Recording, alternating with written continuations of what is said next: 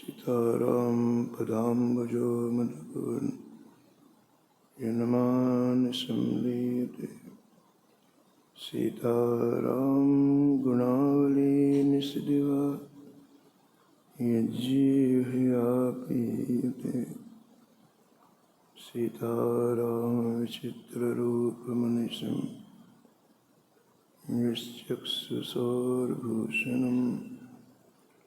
सीताराम सुनाम धाम निरतं तं सद्गुरुं संभजे नीलाम्बुजश्यामलकोमलाङ्गं सीतासमारोपितवामभागं पाणो महासायकचारुचापं नमामि रामं रघुवंशनाथं यत्र यत्र रघुनाथकीर्तनं तत्र तत्र कृतमस्तकाञ्जलिं बाष्पवारि परिपूर्णलोचनं मारुतिं नमत राक्षसान्तकं वाञ्छाकल्पतरुभ्यस्य कृपासिन्धुभ्यैव च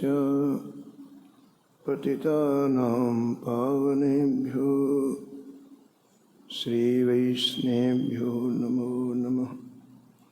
भक्ति भगवंत गुरु चतुरनाम बपु एक, इनके पद वंदन किए नासत विघ्न।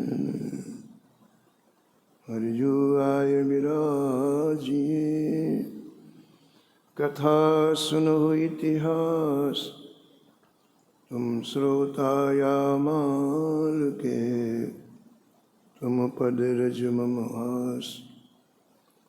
तुम पीछे जो और हैं, श्रोता हैं रसखान, इनके सकल मनोरथ पुरवहु श्री भगवान।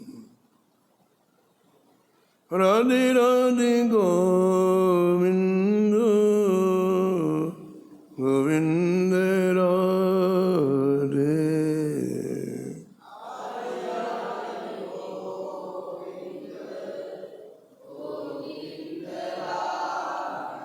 राधे राधे गोविंद गोविंद राधे।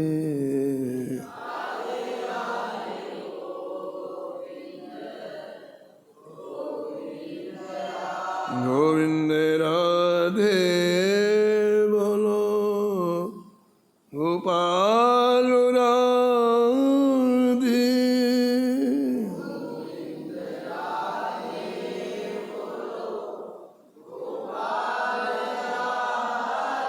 राधे राधे गोविंद गोविंद राधे।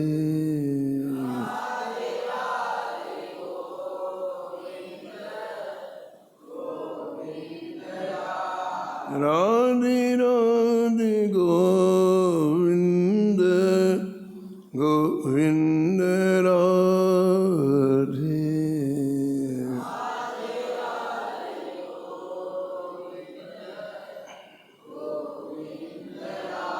राधे राधे गोविंद गोविंद राधे।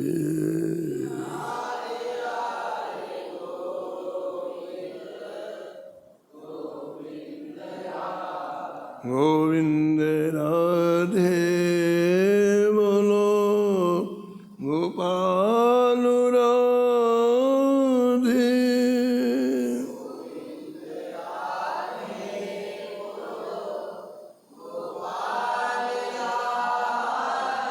राधे राधे गोविंद गोविंद राधे।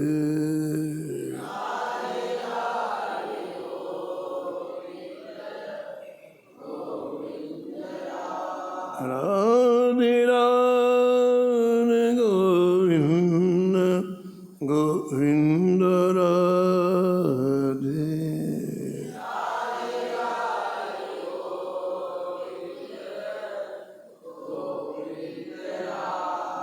श्री जानकी वल्लभ लाल की।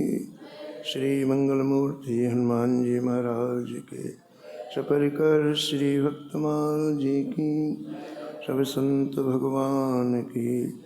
श्री स्वामी अग्रदास जी महाराज की। श्री नाभाजी महाराज की। श्री प्रियादास जी महाराज की। श्री वृंदावन धाम की। श्री बांके बिहारी लाल की। श्री राधा वल्लभ लाल की। श्री गिरिराज जी महाराज की। श्री यमुने महारानी की। श्री रामनाम महाराज की। श्री महाराज जी की। जय जय श्री राम।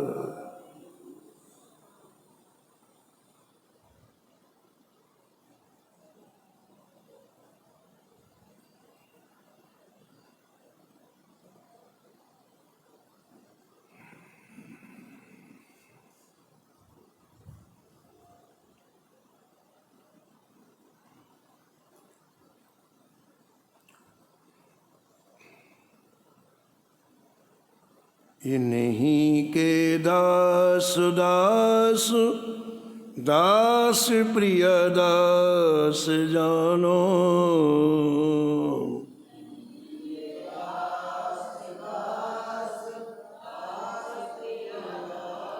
तिन ले बखानो मानो टीका सुखदाई है।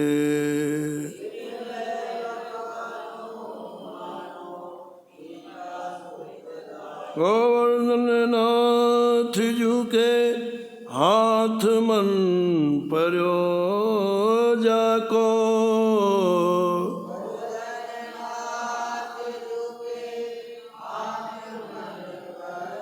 गोवर्धन नाथ जू के हाथ मन पर्यो जाको।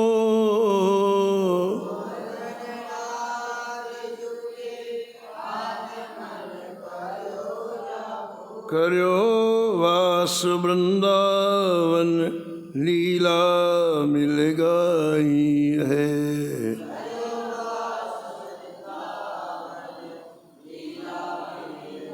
लीला मिल गई है। लीला प्रातः स्मरणी परम वंदनी श्री भक्तमाल के रचयिता श्री नाभा गोस्वामी जी परम पावन ग्रंथ श्री भक्तमाल में भक्तों के दिव्य चरित्रों का वर्णन किया है। भक्तमाल को विराम देने के बाद भक्तमाल के टीकाकार श्री प्रियादास जी महाराज ने अपने हृदय के उद्गार व्यक्त किए। मेरे गुरुदेव परम पूज्य श्री मनोहर दास जी महाराज ने अनुग्रह करके कृपा करके मुझे श्री धाम वृंदावन वास दिया।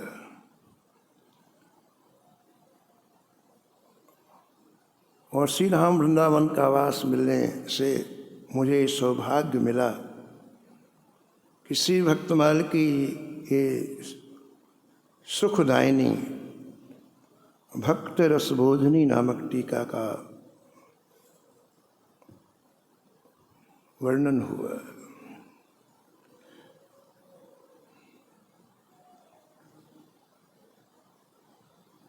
श्री वृंदावन के जो अधीश्वर हैं श्री गोवर्धन नाथ जी महाराज,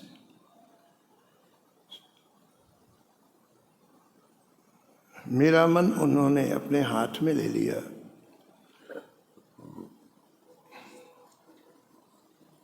और श्री धाम वृंदावन का दिव्य रूप मेरे सामने प्रकट हो गया।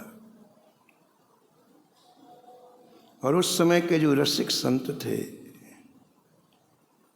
उन संतों से मिल करके मैंने इस भक्तमाल का रसास्वादन किया, गायन किया। ऐसा भक्तमाल के टीकाकार अपना हृदय का उद्गार व्यक्त कर रहे हैं।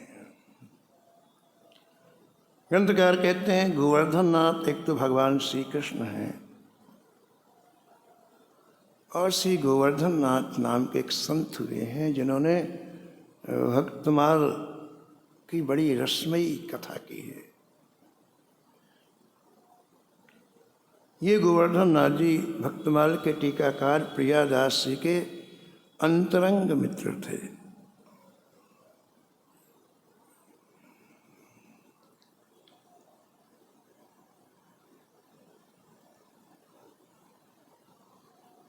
प्रियादास जू के सुमित्र वर, प्रियादास जू के सुमित्र वर, श्री गोवर्धन नाथ नाम कल, श्री गो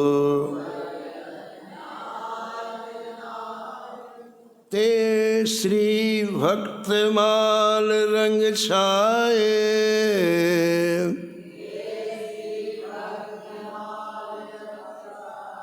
पढ़ सांभर को रामति आए।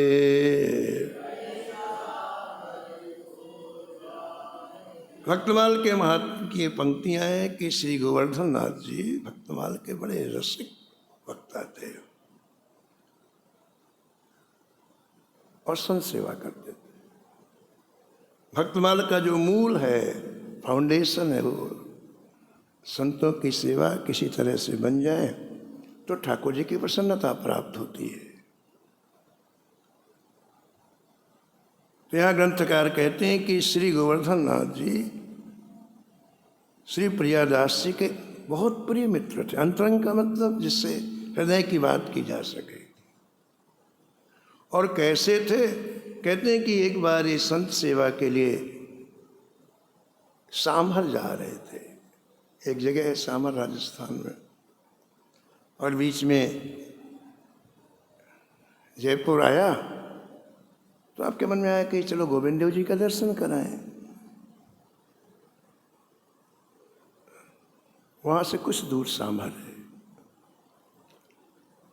तो आप श्री गोविंद देव जी का दर्शन करने के लिए आए तो कुछ भक्तमाल के प्रेमियों ने इन्हें देख लिया और कहा महाराज आप सब जगह रस प्रवाहित करते हैं भक्तमाल का, हमारे गोविंद देव जी को सुना दीजिए।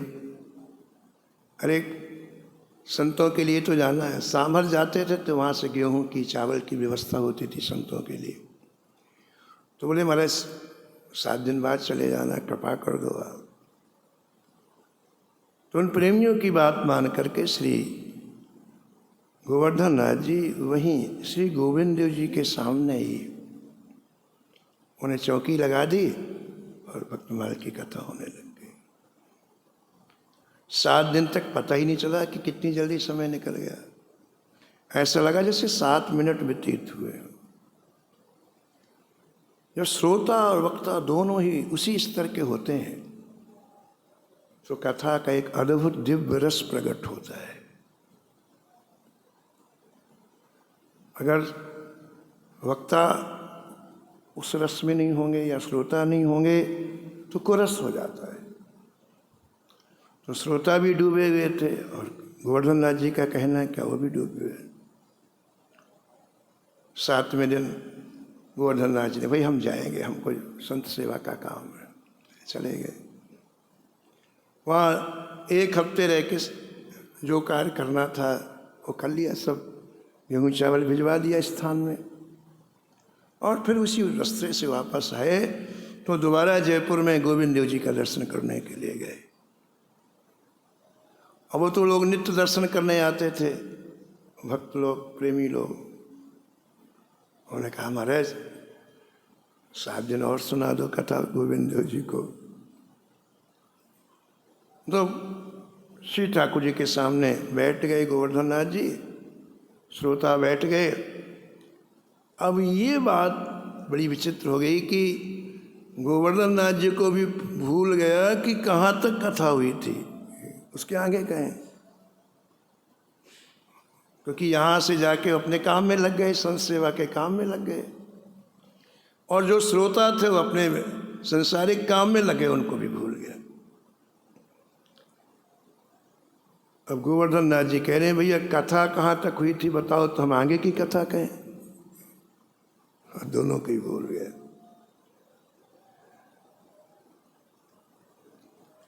तो कथा प्रारंभ होने में विलंब हुआ कि कथा जहाँ तक हो चुकी थी वहाँ से आगे की कथा करें। तो यहाँ ग्रंथकार कहते हैं कि श्री गोविंद देव जी बोले, अरे भाई रैदास भक्त की कथा हो चुकी है, आगे की कथा कहो। श्री ठाकुर जी की वो अमृतमयी वाणी गूंज गई महाराज, और उस अमृतमयी वाणी का ये परिणाम हुआ कि सबकी आंखों से झरझर आंसू गिरने लग गए, सबकी छाती गीली हो गई।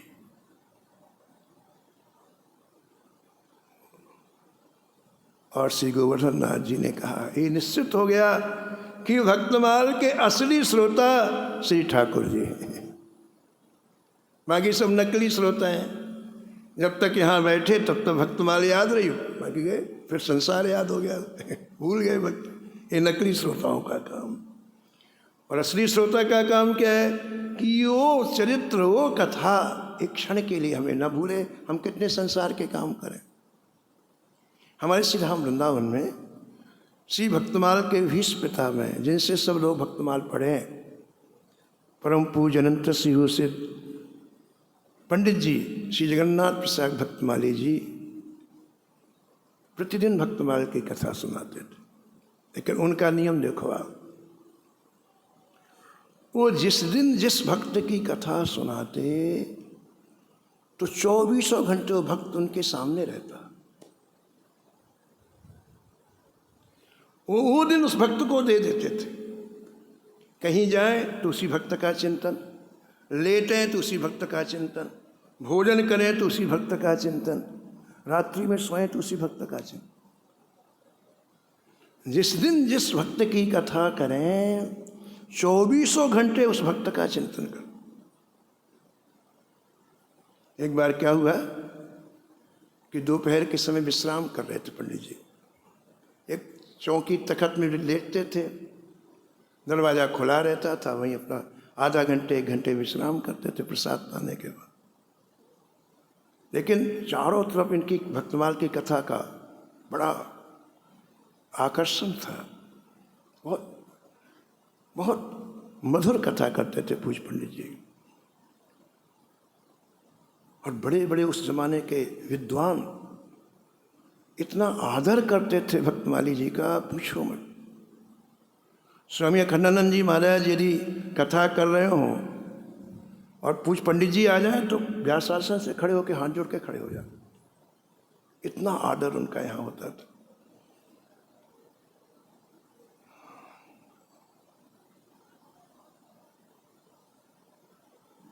तो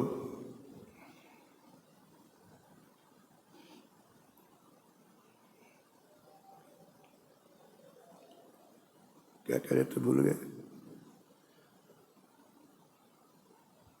हाँ, तो एक हरिद्वार से एक संत सन्यासी महात्मा थे, उन्होंने सुना पंडित जी के बारे में, उनके मन में आया कि दर्शन करके आना चाहिए।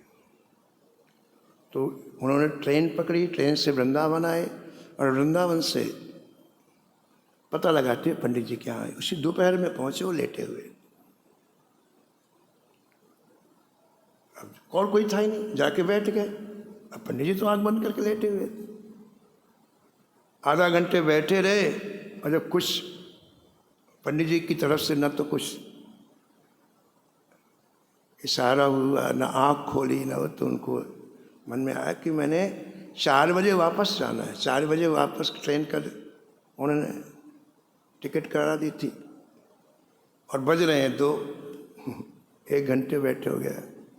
अब मुझे इशारा कर देना चाहिए, एक बार मैं दर्शन करके फिर चला जाऊँ। तो उन्होंने राधे राधे कह के पंडित जी के अंगूठे को थोड़ा सा हिला दिया। वो लेटे हुए थे, उठ के बैठ गए। और पंडित जी ने कहा, भाई आपने हमारा सारा काम गड़बड़ कर दिया। अब उसको समझ में नहीं आया, मैंने तो कुछ किया नहीं, केवल अंगूठा पकड़ा है। वो हाथ जोड़ के बोले, महाराज मेरे से क्या गलती? अरे क्या गलती हो गई? काशी में भगवान श्री राम कबीर जी का भंडारा दे रहे थे और पूरे काशीवासी लाइन में खड़े थे, हम भी खड़े थे। सबको आज श्री ठाकुर जी ने सोने की मुहर दी दक्षिणा में, एक एक लोटे घी, सोने की मुहर, बहुत सारी वस्तुएं दी। हमारा नंबर आया और तुमने देखो जगा दिया, हम गए, आज हमारा काम बिगड़ गया। तब लोगों ने समझा कि जो चरित्र कहते थे उसी के चिंतन में डूबे रहते थे। कथा कहना अलग बात है और कथा को आत्मसात करना बिल्कुल अलग बात है। हम तो केवल मंच की शोभा बनाते हैं, बस हो गया। अगर कार्यक्रम ना हो तो कोई भक्तमाल छुए ही नहीं। अगर कोई कार्यक्रम ना कराए तो कोई भक्तमाल नहीं छुएगा महाराज। लेकिन इन महापुरुषों की बात है, उसमें जीते हैं। तो श्री गोविंद देव जी ने जब ये कहा कि रैदास भक्त की चरित्र हो आगे कथा को, तो सबने आज निश्चय कर लिया, तुम श्रोता या माल के। असली श्रोता श्री ठाकुर जी हैं भक्तमाल के। भगवान को कथा में इतना रस आता है, सबसे पहले आते हैं और सबसे बाद में जाते हैं। देखो अपनी अपनी बात है, जिसको जिसमें रस आता वहाँ समय लगाता है। दुनिया में करोड़ों लोग हैं, लेकिन कहाँ समय लोग लगाते हैं बताओ? जिसको जिसमें रस आता है वो भले नकली हो, भले उसको उससे मतलब उसका मन वहाँ लगा हुआ है। भगवान का मन भक्तमाल में लगता है। तो श्री गोवर्धन नाथ जी का हम परिचय दे रहे थे कि ये गोवर्धन नाथ जी एक तो ठाकुर जी हैं और दूसरे गोवर्धन नाथ जी प्रियादास जी के मित्र हैं। और प्रियादास जी भक्तमाल के टीकाकार, तो इनकी आपस में भक्तों की बड़ी चर्चा होती थी, बड़ा रस आता था। एक ही स्वभाव के, एक ही प्रकृति के मिल गए ना, तो इनको बहुत रस आता। हमारे वृंदावन में एक बड़े फक्कड़ संत स्वामी श्री श्यामा शरण जी महाराज थे। उन्हें 1 लाख मील पैदल यात्रा की। उन्हें बड़े भक्तों के चरित्रों का बड़ा अनुभव था, क्योंकि अभी अभी जहाँ जाते तो लोग भक्तों के चरित्र सुनाते। 500 साल के पहले चरित्र तो नाभाजी ने लिखे, अभी के चरित्रों को सुनाते। तो हम लोग साथ में एक कार्यक्रम में जाते थे। गीता जयंती होती, जब गीता जी सुनाई भगवान ने अर्जुन को, तो गीता जयंती आती है। तो बहुत 100 वर्ष से करीब इंदौर में गीता जयंती का कार्यक्रम मनाया जाता। तो हम लोग दोनों साथ में जाते, यहाँ से वृंदावन से साथ में जाते। वहाँ 9 दिन का कार्यक्रम होता था। बहुत संत आते, पूरे भारत के आते। तो आश्चर्य की बात, हम लोग ट्रेन में बैठते, करीब 16 घंटे का सफ़र रहता, हमें यही नहीं पता होता कब इंदौर आ गया। एक भक्ति कथा वो सुनाते, एक भक्ति हम सुनाते, और ऐसा करते करते वो न लेटने का ख्याल न कुछ। वो जब वहाँ के लोग आते, बोले महाराज इंदौर आ गया, तुम लोग उतरते थे। कौन कौन स्टेशन आया कुछ पता नहीं, कौन कौन डब्बे में चढ़ा कुछ पता नहीं, कुछ नहीं। एक कथा वो सुनाते, फिर हम सुनाते, फिर वो सुनाते, फिर हम। तो ऐसे ही श्री गोवर्धन नाथ जी और प्रियादास जी महाराज दोनों कथा रस में डूबे हुए थे। और इसके बाद दोनों सीधाम वृंदावन निवास करते थे। तो इन्होंने महाराज प्रतिदिन भक्तमाल के इन कथाओं का आस्वादन किया।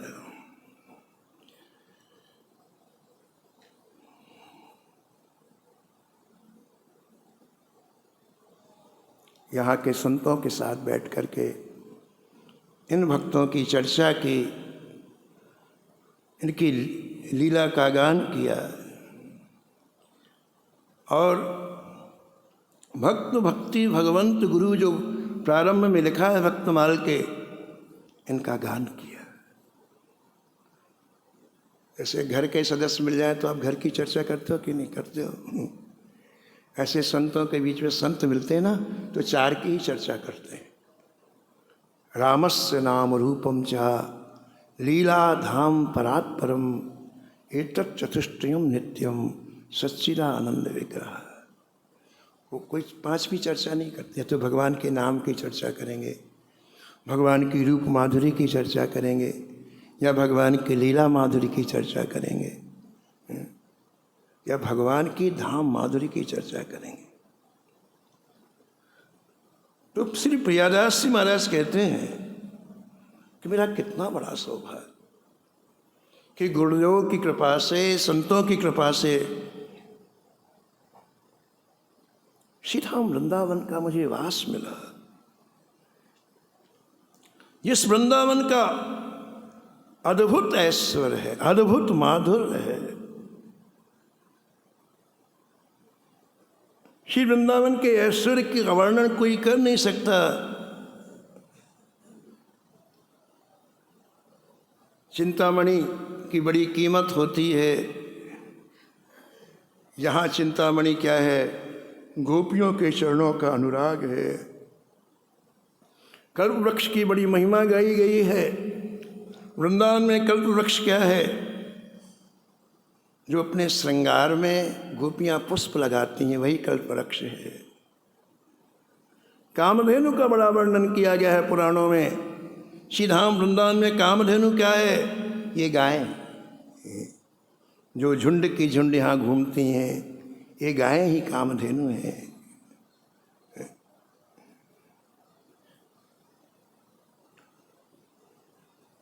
सहजय श्री कृष्ण कथा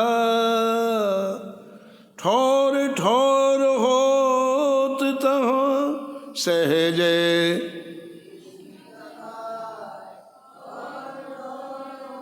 श्री नागरीदास जी लिखते हैं क्या है वृंदावन? जहाँ जगह जगह कृष्ण कथा होती है। ये वृंदावन की शोभा है। सहजय श्री कृष्ण कथा ठोर ठोर होत तहाँ सहजय श्री। कीर्तन धुन मीठी हिय के हुलास थे, मीठी हिय के हुलास थे, हिय के हुलास थे, हिय के हुलास। और संकीर्तन की धुन गूंजती रहती है श्री राम वृंदावन। पूज्य महाराज श्री मथुरा जी महाराज कहते थे कि पूज्य हरि बाबा जी महाराज ठीक 4 बजे संकीर्तन प्रारंभ कर देते। ठीक 4 बजा प्रातःकाल उनका संकीर्तन प्रारंभ हो जाता। और कहते थे कि क्या कहें महाराज, उनका संकीर्तन नहीं होता था, ऐसा लगता था हृदय बाहर आ रहा है, प्राण बाहर आ रहे हैं। इतनी आर्तनाद से बोलते थे महाराज, इतना हृदय से और पूरी ताकत लगा के बोलते। तो महाराज जी कह रहे थे कि हम 4 बजे उठ करके अपने कक्ष से बाहर ठाकुर जी के लिए कुछ लेने के लिए आए, और उसी समय हरि बाबा वहाँ कीर्तन की आवाज़ घोड़े दाऊ आ रही थी। बताओ आप, उसी समय हरि बाबा के कीर्तन की आवाज़ कानों में पड़ी। हमको ऐसा लगा हमारा हृदय बाहर आ जाएगा। इतना दर्द आवाज़, इतनी टीस, इतनी व्याकुलता।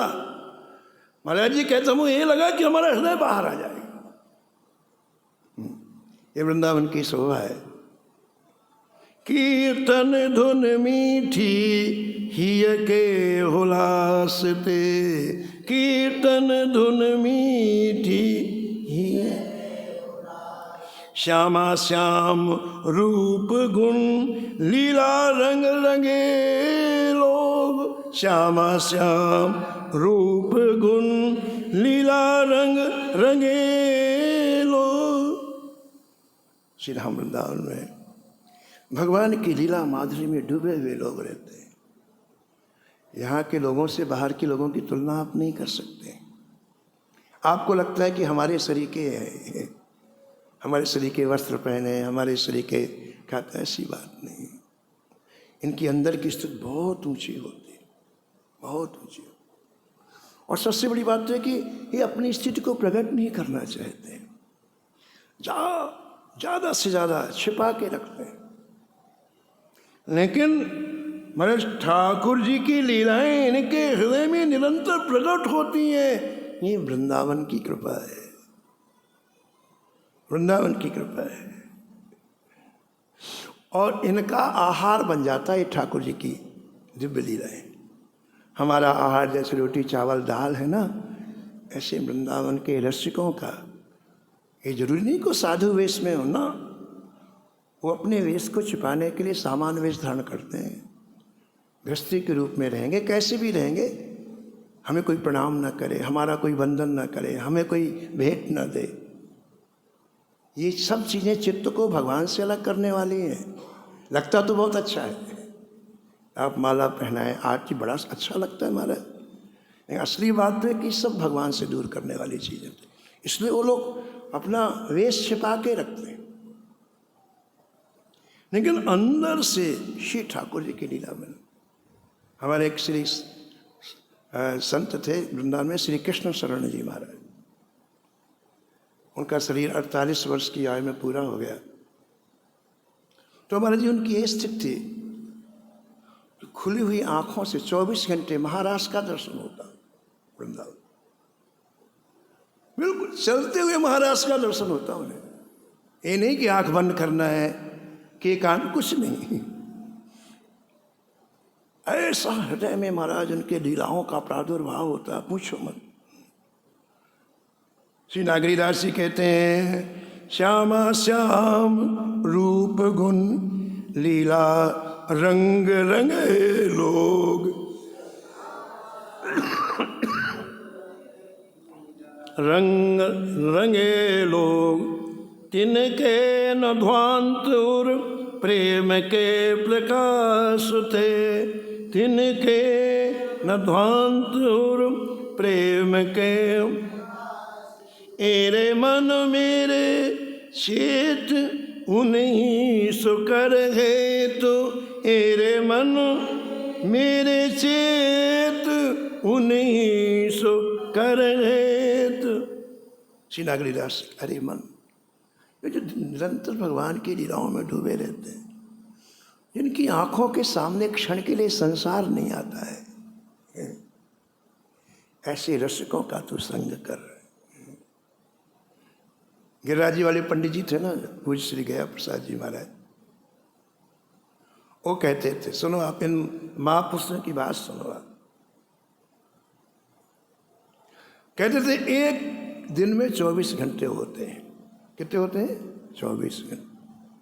और कोई व्यक्ति 23 घंटे 59 मिनट भगवान का चिंतन करे, 23 घंटे 59 मिनट भगवान का चिंतन करे और 1 मिनट संसार का चिंतन करे, बोले मैं उसे संत नहीं मानता।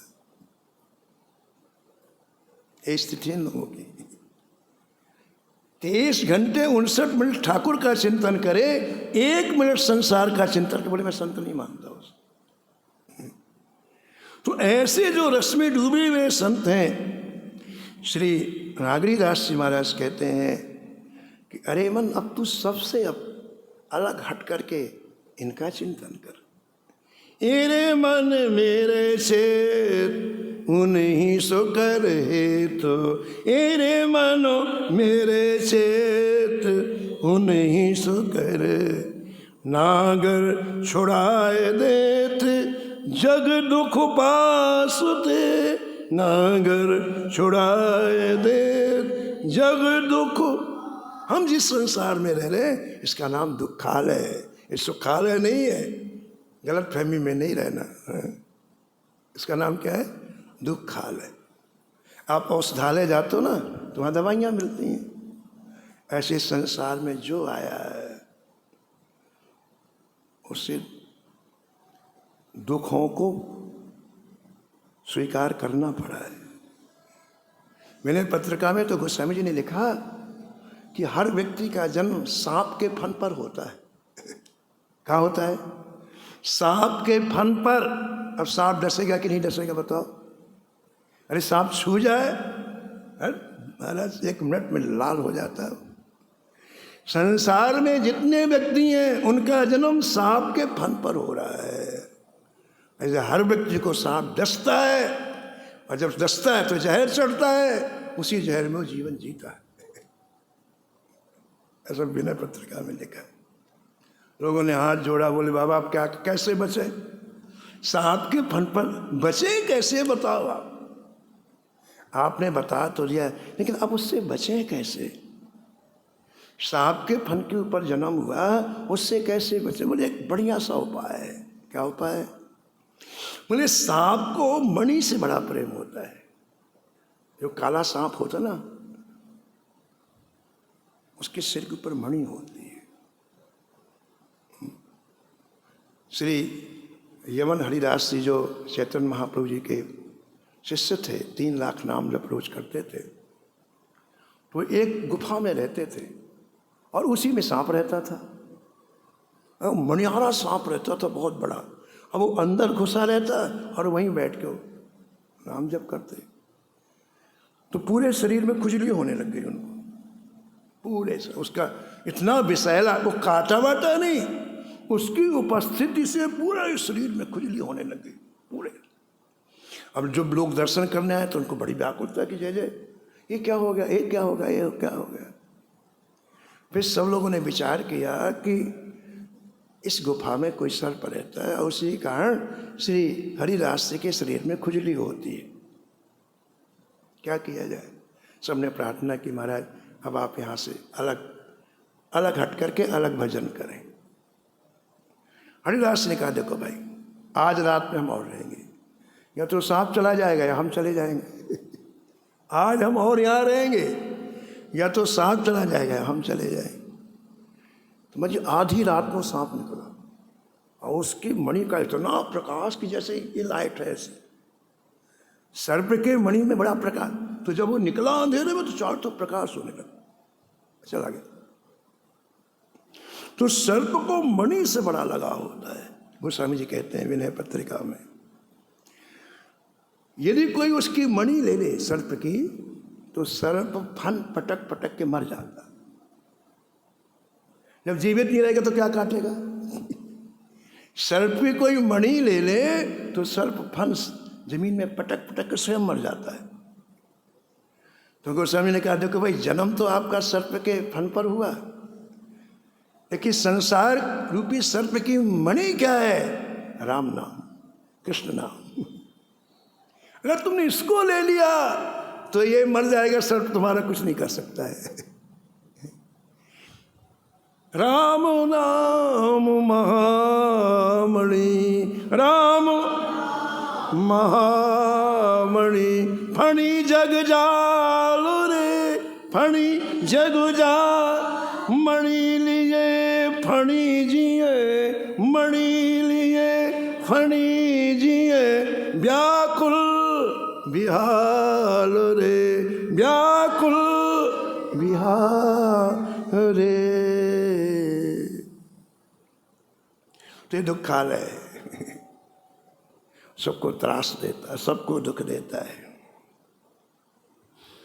नागरीदास जी कहते हैं संतों को अपना मन दे दिया तो ये त्रास बंद हो जाएगा, ये दुख बंद हो जाएगा। काम क्रोध लोभ मोह मत्सरता राग द्वेष, काम क्रोध लोभ मोह मत्सरता राग द्वेष, चाहे दाह जइहे सब वृंदावन वासते, चाहे दाह जइहे सब वृंदावन वासते। एक कलयुग की जितनी सेना है, कलयुग की सेना का क्या नाम है बताओ? काम नंबर 1, क्रोध नंबर 2, लोभ नंबर 3, मोह नंबर 4, मत्सरता नंबर 5, राग द्वेष नंबर 6। ये सब काम उसके प्रधान सेना नायक है, वो थोड़ी कहीं जाता है। एक बार जगतगुरु रामानंदास आचार्य जी ने पूछा कलयुग से, क्यों भाई तू कैसा राज करता है? तेरा एक युग है ना, अभी कलयुग है, उसी का राज कैसे राज? बोले महाराज मैं तो एक बहुत बड़ा सोफा बना के रखवाया हूँ, उसी में आराम से बैठ, मैं कहीं नहीं जाता। अरे तो राज कैसे चलता है? बोले मैंने सेनापति की नियुक्ति कर दी है, वो मेरा राज चलाते।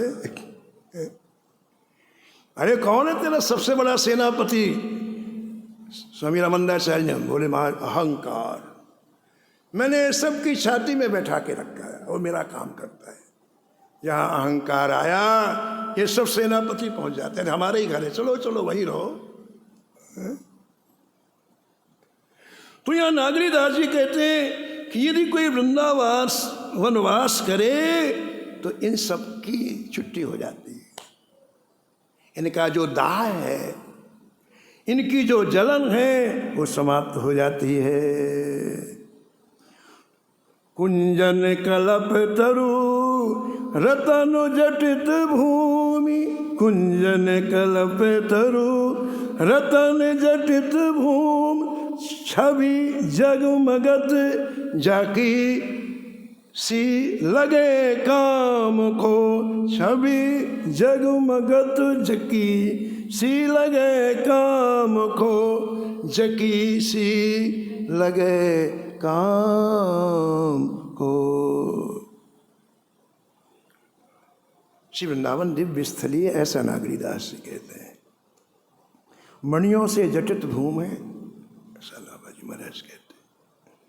और यहाँ हर पल हर क्षण आपको श्री ठाकुर जी का दर्शन हो। जगमगत श्री ठाकुर जी की छवि जगमग जगमग होती रहती 24 घंटे।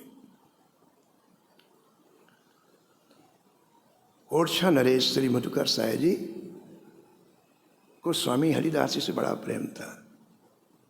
तो जब बिहारी जी जीवन में विराजते तो ओरछा नरेश हरिदास मधुकर साय जी श्री बिहारी जी का दर्शन करते और स्वामी जी के पास बैठ के सत्संग करते। तो एक दिन आप ओरछा से आए और सीधे बिहारी जी का दर्शन करने के लिए निधिवन में चले गए। निधिवन में ही रहते थे उस समय, अब यहाँ आए बिहारी जी। कुंजों के बीच में रहते बिहारी जी उस समय। और प्रारंभ से ही बिहारी जी को 56 भोग लगता है, आज से नहीं, प्रारंभ से ही। श्री ठाकुर जी की सैया में 12 मोहरें रोज निकलती और 12 मोहरें रोज खर्च करनी होती, क्योंकि कल फिर निकलनी है। तो बढ़िया सेवा होती बिहारी जी की, बढ़िया से बड़े। तो दर्शन करने के लिए गए तो क्या देखा कि ठाकुर जी का 56 भोग रखा हुआ है। किस में रखा हुआ है? मिट्टी के जो अपने वृंदावन में कुल्हड़ बनते हैं, सकोरे बनते हैं, उनमें रखा हुआ था। सकोरों में, कुल्हड़ में, पत्तल में, ये सब 56 भोग श्री ठाकुर जी के सामने रखा हुआ था। लोग दर्शन कर रहे थे तो वो भी गए दर्शन करने। तो देखा तो उनके अंदर एक भाव जगा। जो सात्विक लोग होते हैं ना, तो ठाकुर जी उनके अंदर उनसे सेवा लेने के लिए भाव जागृत, सबसे नहीं, दुनिया से नहीं। जो सात्विक लोग होते हैं, जिनके हृदय में कहीं ना कहीं लगाव होता है, श्री ठाकुर जी उनकी सेवा स्वीकार करते हैं। और कैसे करते? पहले हृदय में भावना देंगे। तो मधुकर साय जी श्री बिहारी जी को देख रहे थे, उनके हृदय में एक मनोरथ हुआ कि ठाकुर जी का जो भोग लगता है, इस सकोरे मिट्टी के हैं, कुल्हड़ मिट्टी के हैं, तो क्यों ना मैं सब चीज़ें सोने की बना के ले आऊँ। जितने कटोरे लगते हैं, जितनी थालियाँ लगती हैं, जितने कुल्हड़ लग, सब सोने के बना के ले आऊँ। देखो, धन हो और सुंदर भाव हो तो सब कुछ यहीं मिल जाता है। जिनके पास धन है उनके अंदर भाव नहीं है, जिनके पास भाव उनके पास धन नहीं। लेकिन यदि दोनों का संयोग हो जाए तो महाराज अद्भुत रस की वर्षा होती है। उन्होंने निश्चय कर लिया और प्रणाम करने के बाद अब गए स्वामी जी के पास कि आज्ञा ले लूं। स्वामी हरिदास जी के चरणों में निवेदन किया, महाराज अभी अभी मेरे मन में मनोरथ हुआ है कि अगली बार जब मैं ओरछा से आऊँगा तो जितने पात्र ठाकुर जी को लगते हैं सेवा में, उस सब के सब में स्वर्ण के बना के लाऊं। आपकी आज्ञा के लिए प्रार्थना कर रहा हूँ। तो जोर से हंसे स्वामी जी। बोले बिहारी जी का दर्शन करें? बोले हाँ। बोले हमारे साथ चलो। उन्होंने कहा तो दोबारा गए। अब गए तो आगे खड़ा कर दिया मधुकर साहब, पीछे खड़े हुए हुए स्वामी हरिदास, और मधुकर साहब जी के पीछे सिर के ऊपर हाथ रखा। एक क्षण में दिव्य वृंदावन प्रकट हुआ। एक क्षण में दिव्य वृंदावन प्रकट हो गए और बिहारी जी के सामने 56 भोग जिन कटोरों में रखा था, जिन पात्रों में, वो ऐसे रत्न में जिसको कभी देखा नहीं है राजा ने, रत्न में प्रकाशित हो रहे महाराज। अरे महाराज मूर्छित होकर देखो, आराम से देखो। हमारे आंखों में किसी चीज को सहन करने की एक लिमिटेड क्षमता है। भजन क्यों किया जाता है? कभी ठाकुर जी प्रकट हो तो कम से कम बात तो कर सको आप। अभी हमारी क्षमता नहीं है, अभी बल्ब लगा हुआ है, इसको देखने की क्षमता है हमारी। लेकिन यही अभी 2000 वाट का हो जाए, 5000 वाट का हो जाए, आंख अपने आप बंद हो जाएगी। और ठाकुर जी में तो अनंत प्रकाश है। तो उस दिव्य वृंदावन को देख के मूर्छित होकर गिर पड़े हो, मूर्छित हो गए। 1 घंटे के बाद जब होश आया तो खड़े हुए और स्वामी जी के चरणों को पकड़ के बोले, जय जय, अब मैं नहीं जाऊंगा यहां से। मुझे नहीं पता था ये वृंदावन का स्वरूप है। अरे जितनी श्वासें मेरी वृंदावन के बिना व्यतीत हो गई, धिक्कार है उनको।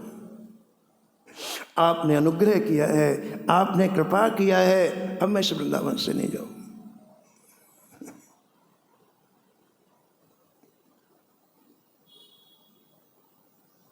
इसका तात्पर्य है कि यहाँ की जो दिव्य भूमि है, कहते हैं रत्न जड़ित भूमि है।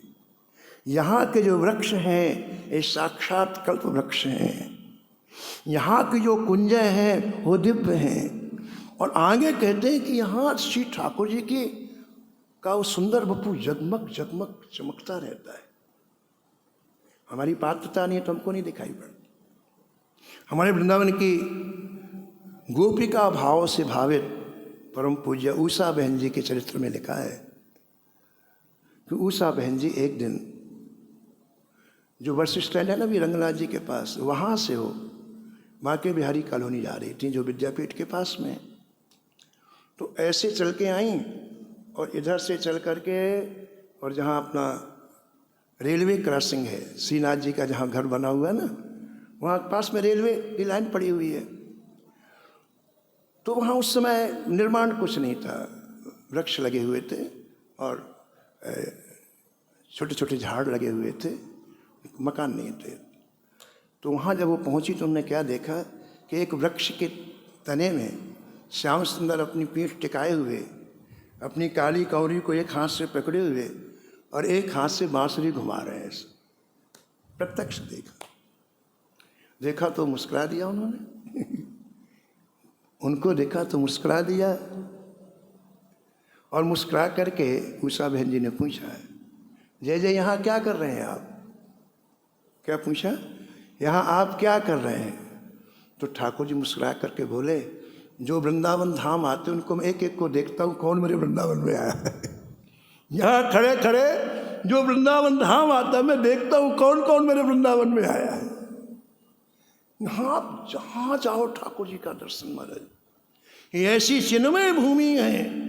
ऐसा नागरीदास जी कह रहे हैं, शीतल सुगंध मंद मारुत बहत नित, शीतल सुगंध मंद मारुत बहत नित, उड़त पराग रैन चैन सब जाम को, उड़त पराग रैन चैन सब जाम को, देव बधू धुमनी में गोकुल स्वरूप गावे, दंपति बिहार बीच वृंदावन नाम को।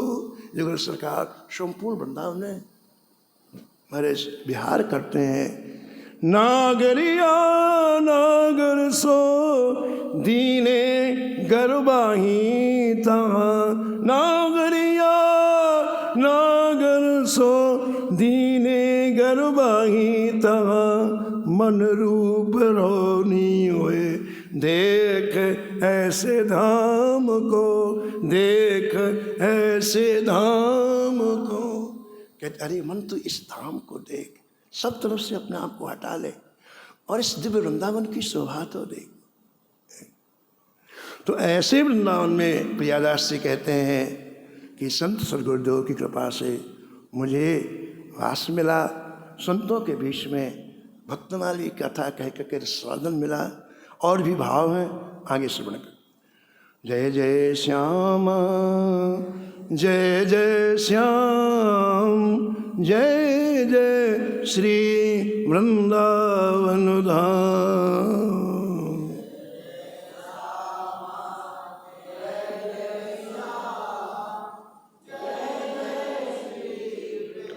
प्यारी राधा प्यारो नाम,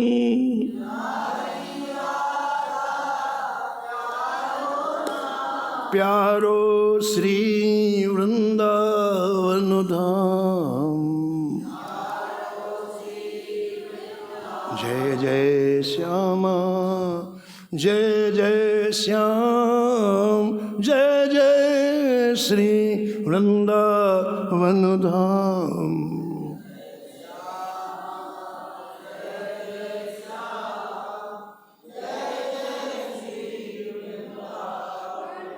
नमो नमो श्री भक्त सुमाल, नमो नमो श्री भक्त सुमाल।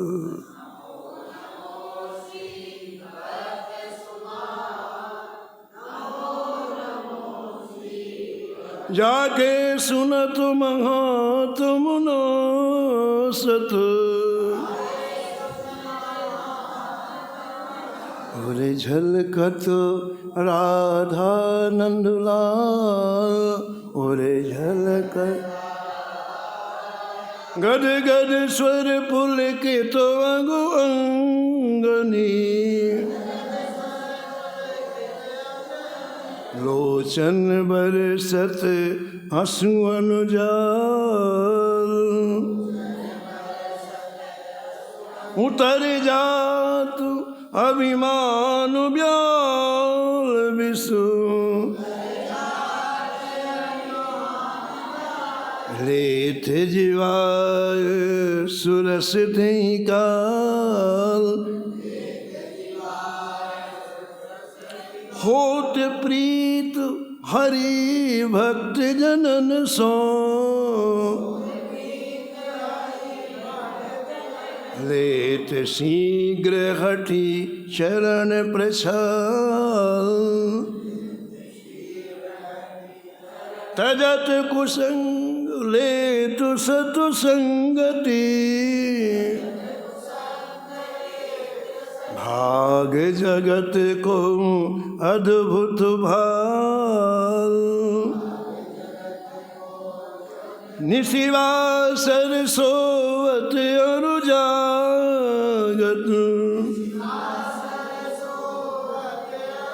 रोम रोम वे करत निहाल, श्री अग्र नारायण दास प्रिया प्रिया,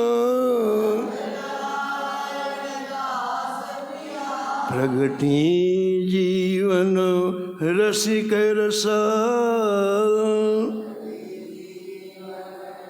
नमो नमो श्री भक्त सुमाल। सीताराम सीताराम सीताराम सीताराम, राधे श्याम राधे श्याम राधे श्याम राधे श्याम। सीताराम सीताराम सीताराम सीताराम। जय जय राधे श्याम राधे श्याम राधे श्याम राधे श्याम। सीताराम सीताराम सीताराम सीताराम। जय जय राधे श्याम राधे श्याम राधे श्याम राधे श्याम। श्री जानकी वल्लभ लाल की, श्री मंगल मूर्ति हनुमान जी महाराज की, सपरिकर श्री भक्तमाल जी की, सब संत भगवान की।